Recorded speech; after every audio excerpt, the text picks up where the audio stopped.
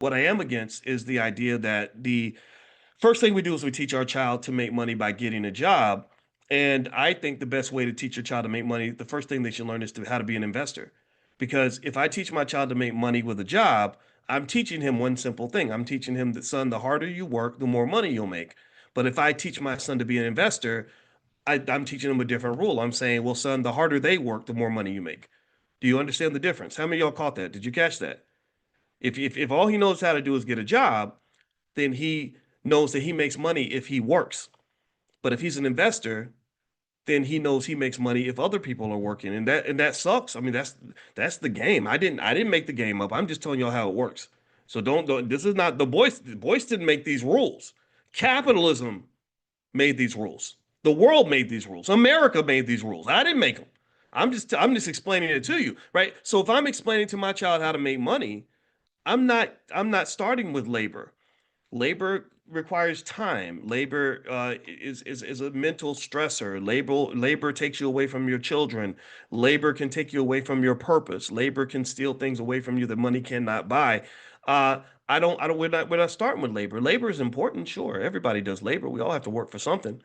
But I'd rather you start off as an investor and let other people do the labor. If they want to go to work every day, let them go to work. Great. I'm glad you go to work every day at FedEx because that makes my stock price go up. And so when you work hard when they're going to compensate you, whoever's running the company, the managers that are running the company, they're going to pay you well. Um, but then the stock price goes up, and then I get paid as the stock price goes up. And this is why the stock market is the number one driver of wealth in America. This is one of the reasons why I've consistently impressed upon you the importance of not just investing in the market, but investing aggressively in the market. You should spend like you're poor, invest like you're rich. Spend like you're poor, invest like you're rich. When it comes to throwing money away, spending money on silly things, you broke. I ain't got it. I'm sorry. Your cousin want to hold $20. I ain't got $20, right? But when you invest, then I want you to be Daddy Warbucks. I want you to be Warren Buffett. I want you to be the most aggressive investor out there because every study out there shows that people who are assertive and aggressive investors, thank you, baby, assertive and aggressive investors tend to have the highest economic yield. But you've known this. This is nothing new. I'm not telling you anything that's a secret. How do I know this? Well, because you've always known that if you don't plant seeds, you won't get a harvest. If you don't prepare in advance, then you won't have anything later on. If you don't sacrifice something, you'll have nothing later.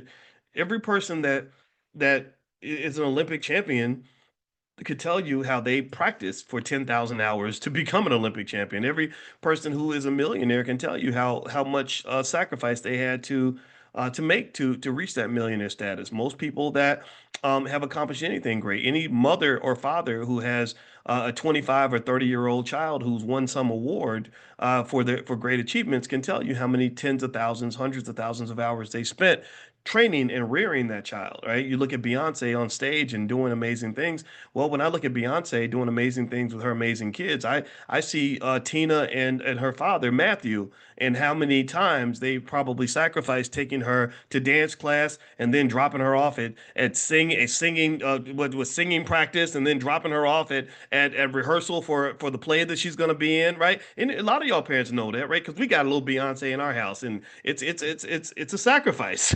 It's like who's going to pick Taylor up? Oh, she's got another practice, another rehearsal. I'm in Florida right now, literally because dance nationals are in Florida, right?